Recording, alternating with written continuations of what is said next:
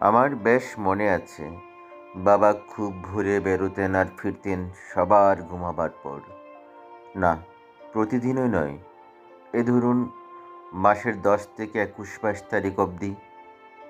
বাড়িওয়ালার সামনে পড়াটা এড়াতেই এই ভোর 5টা-12টা অফিস। বাবা বেশ রাগী ছিলেন। আমরা বাবাকে ভয়ে কিছু প্রশ্ন করতে পারতাম না। পারলে নিশ্চয়ই জিজ্ঞেস করতাম, বাবা, তুমি রোজ অফিসের আগে ছুটির পরে সংসদ ভবনের পাম ট্রিগুলোর নিচে অন্ধকারে স্যাঁতসেঁতে রাস্তায় বসে মাথা হেঁট করে কি ভাবো? কে তোমায় সকালের নাস্তা বানিয়ে দেয় বাবা? কোনো দিন লাঞ্চ কি করো কখনো?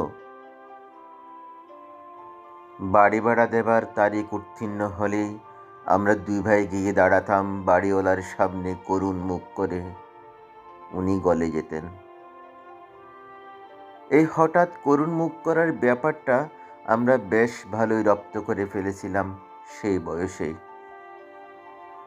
মোটর বাইক পাশ কেটে বের হলেই আমি হাঁ করে চেয়ে থাকতাম। একদিন বাবা বলেছিলেন, শোনো আব্বা, নিম্ন মধ্যবিত্তদের স্বপ্ন দেখবারও একটা লিমিট থাকে রে বোকা। জবাবে বাবাকে সেদিন চমকে দিয়ে বলেছিলাম, বাবা, জীবনের মৌলিক চাহিদাগুলোর অপূরণের আক্ষেপ থেকে জন্ম নেওয়া সুপ্ত বাসনাগুলো যদি হঠাৎই ঘুম ভেঙে লাফ দিয়ে জেগে উঠে হাত ধরাধরি করে হাঁটতে চায়, সেও কি নিম্ন মধ্যবিত্ত হিসেবে অন্যায়ের সামিল হবে? নাকি সেই বিত্তশালী হয়ে উঠবার দৃষ্টতা? বলেই ভাবলাম, কি যে সব ভুলভাল বকে ফেললাম বাবার সামনে। বেশি বলে ফেললাম না তো? আমি নিম্ন মধ্যবিত্ত পরিবারের ছেলে। শিক্ষা, সততা আর আদর্শই যাদের একমাত্র সম্বল, তাদের অন্তত বাবার মুখের উপর এমন ভাগমিতা মানায় না।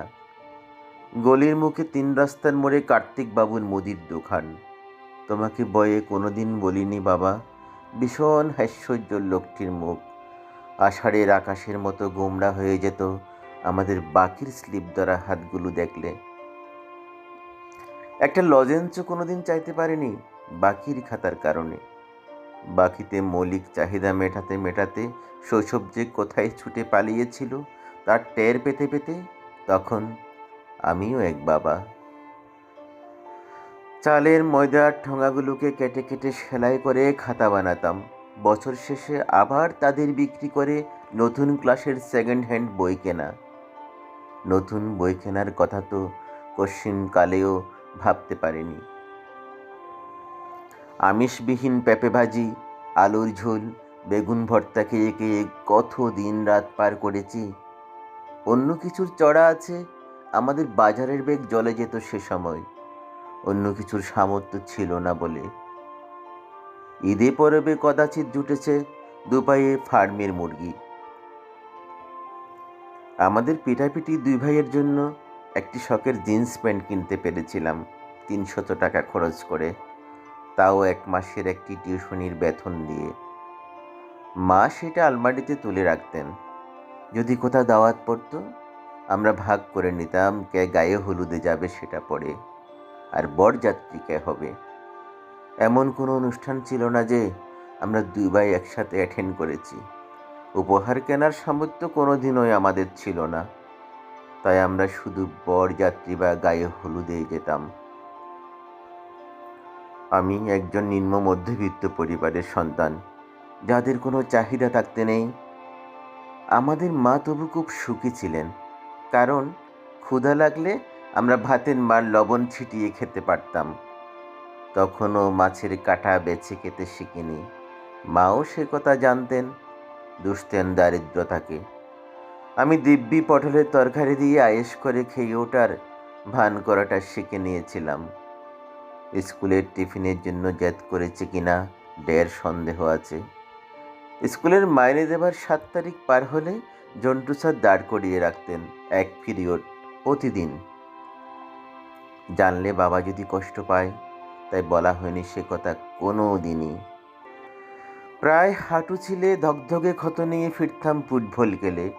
গভীর রাতে আমরা ঘুমিয়ে পড়লে বাবা এসে কেরোসিন লাগিয়ে দিতেন অ্যান্টিসেপটিক হিসেবে। ঝরঝর করে পানি পড়তো তখন তার চোখ বেয়ে। কেন বাবা, কেন ফেলতে? আমার হাঁটুর কত এই যে রক্তাক্ত চামড়া ছেঁড়া, কেন যে তার চোখের পুকুরটাকে আন্দোলিত করে যেত সে সময় বুঝতে পারিনি। অন্যদের দেয়া সেকেন্ড হ্যান্ড জামাতে নিজেদের মানিয়ে নিতে শিখেছিলাম, তবে আমাদের মাঝে ছিল পদ্ম পুকুরের মতো ভীষণ লজ্জা। কলেজে, ক্যাম্পাসে বা আত্মীয় স্বজনদের কাছে আমাদের অবস্থান ছিল সুদৃঢ় ও মর্যাদা সম্পন্ন। বাইরে থেকে দেখে পূজার উপায় ছিল না আমাদের ভেতরের দৈন্যদশা। কারণ শিশুবেলা থেকে আমাদের দুটো শিক্ষা দেওয়া হয়: এক, আমরা নিম্ন মধ্যবিত্ত পরিবারের সন্তান, আর দুই, আমরা সম্ভ্রান্ত পরিবারকে ধারণ করি।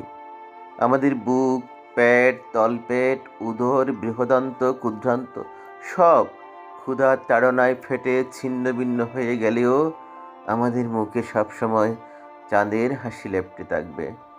আমাদের মুখে সবসময় চাঁদের হাসি লেপ্টে থাকবে।